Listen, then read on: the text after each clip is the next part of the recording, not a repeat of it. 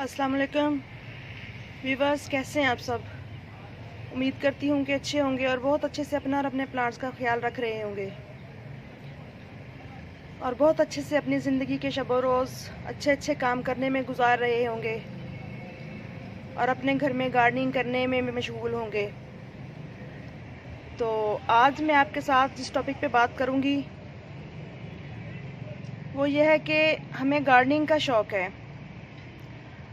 और सोर्सेज मसलन मट्टी, पॉट्स या टाइम की कमी है, तो हम थोड़े से टाइम में किस तरह से मट्टी की कमी को पूरा कर सकते हैं, जो मेन चीज़ है। क्योंकि मट्टी के बगैर तो प्लांट नहीं लग सकते ना। तो मैं कुछ प्लांट्स रिपोर्ट कर रही थी और जो विंटर सीज़न के प्लांट्स हैं उनको सेट कर रही थी, तो ज़हन में ख्याल आया कि आपके साथ ये टॉपिक शेयर किया जाए कि हम अपना गमला किस तरह से तैयार कर सकते हैं। मट्टी भी कम है हमारे पास और प्लांट भी लगाना है। तो चलें आते हैं अपने टॉपिक पे। इन खूबसूरत से फूलों को देखते हुए वीडियो का आगाज़ कर लिया हमने, तो चलें बात करते हैं। डहलिया की सीडलिंग जो मैंने ट्रांसप्लांट की थी छोटे छोटे से पॉट्स में, इस तरह से ये देखें, ये 4-5 इंच का पॉट है और ये देखें माशाल्लाह प्लांट कितना अच्छा ग्रोथ कर रहा है और बर्डिंग पे आ चुका है।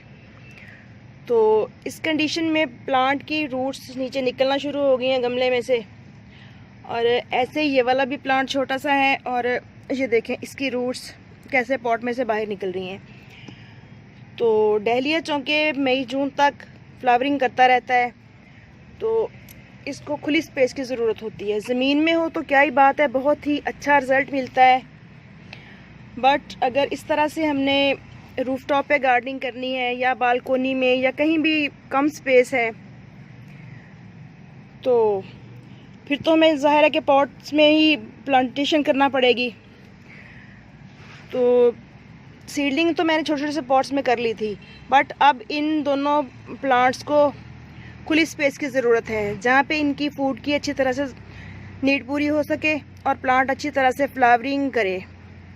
तो इसके लिए ये मेरे पास एक पॉट है, इसको मैंने खाली किया है। इसमें कुछ प्लांट्स लगे हुए थे सीजनल जो कि ख़त्म हो चुके हैं अब।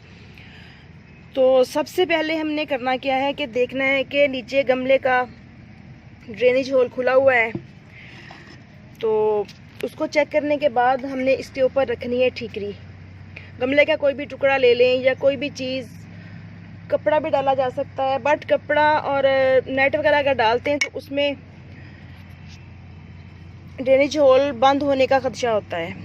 तो इस तरह से लेके पॉट, ये टूटा हुआ पॉट हो, कोई गमले का टुकड़ा हो, इस तरह से जो ठीकरी कहते हैं इसको, हमने यूं रख लेनी है, यानी कि जो गुलाई वाली साइड है उसको ऊपर करना है इस तरह से, ताकि इधर उधर से पानी गुजरने की गुंजाइश रह सके। तो अब हम सबसे पहले इसमें डालेंगे थोड़ी सी सॉइल। ये वही मिट्टी है जो मैंने पॉट में से निकाली है। ये देखिए इसमें से आपको रूट्स वगैरह भी नज़र आ रही होंगी प्लांट्स की, और कुछ इसमें मैंने टी लीव्स शामिल किए हैं और ये कार्डन कंपोस्ट जो कि बिल्कुल अच्छी तरह से डिकम्पोज हो, वो हमने इसमें ऐड करनी है। तो सबसे पहले थोड़ी सी सॉइल इसमें डाल के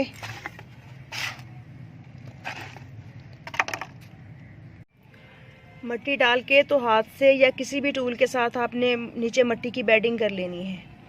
तो इसके बाद हम इसमें डालेंगे गार्डन के खुश्क लीव्स वगैरह, या जो भी प्रूनिंग करते हैं प्लांट्स की, तो वो ब्रांचेस वगैरह इस तरह से हम डाल देंगे। और इसके ऊपर डालेंगे जो भी ग्रीन लीव्स वगैरह निकले हुए हों, वो सब इसमें हम ऐड करेंगे। ये मैंने कल लेमन प्लांट की प्रूनिंग की थी, तो उसकी ब्रांचेस और जो भी लीव्स वगैरह थे सब मैंने इसमें भर दिए हैं।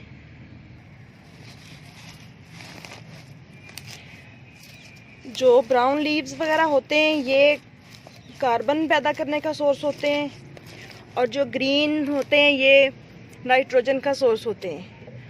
तो इस तरह बहुत जल्द डिकम्पोज हो जाते हैं जो भी हम इसमें डालते हैं। और जो भी गत्ता शत्ता या कोई पेपर्स वगैरह हों तो वो भी आप इसमें ऐड कर सकते हैं। इसके बाद मैं थोड़ी सी इसमें काउडंग कंपोस्ट ऐड कर दूंगी और उसके बाद हम इसमें मिट्टी डालेंगे और इसको अच्छी तरह से नीचे बिठा देंगे।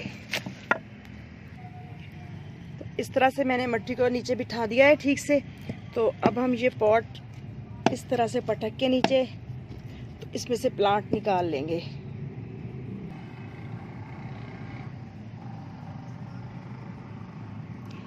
इस वाले पॉट में मैं ये वाले दोनों प्लांट सेट करूंगी क्योंकि प्लांटर काफ़ी बड़ा है और दोनों प्लांट बहुत इजीली इसमें एडजस्ट हो जाएंगे।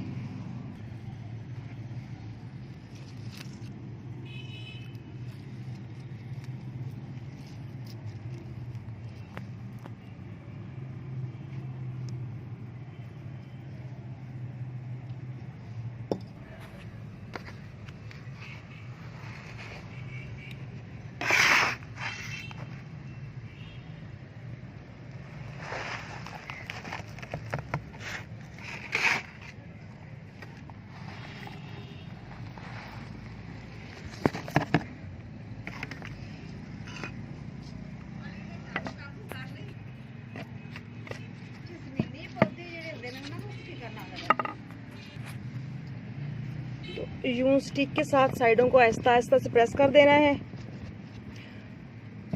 ताकि जो रूट बाउल है वो अच्छी तरह से सेट हो जाए। तो यूं बहुत ही आसानी से हमने एक प्लांटर की मिट्टी में से भी मिट्टी भी बचा ली है और प्लांट्स भी सेट हो गए हैं दोनों। इस तरह से ये देखें कितने अच्छे से बर्डिंग भी हो रही है इस पे। ये छोटी छोटी सी बर्ड्स लगी हुई हैं इस पे। और मज़ीद मैं इसमें ऐसे ही यानी कि यही वाला मेथड यूज़ करके तो मैं मज़ीद 2 प्लांटर और तैयार कर सकती हूँ। तो यूँ बहुत आसानी के साथ आप भी ये तरीका यूज़ कर सकते हैं। और ज़्यादा बेस्ट ये होता है कि अगर इस तरह से हमने लीव्स वगैरह डाले हैं ऊपर मिट्टी डाल के इसको पानी लगा दें, प्लांट यानी कि प्लांटर में पानी डाल दें और 2-4 दिन पड़ा रहे, ये लीव्स मज़ीद नीचे बैठ जाएंगे। तो उसके बाद फिर उसमें कुछ और भी मज़ीद हम ऐड कर सकते हैं। हाफ तक इस तरह से करके तो ऊपर अपने प्लांट्स लगा दें, नीचे खाद बनती रहेगी और ऊपर आपके प्लांट्स ग्रोथ करते रहेंगे और आपको बहुत खूबसूरत फ्लावर्स वगैरह देखने को मिलेंगे, वेजिटेबल्स मिलेंगी। तो ओके फ्रेंड्स, इजाज़त दीजिए। इंशाल्लाह फिर मिलेंगे किसी नेक्स्ट वीडियो में नेक्स्ट टॉपिक के साथ। दुआओं में याद रखिएगा। अल्लाह हाफिज़।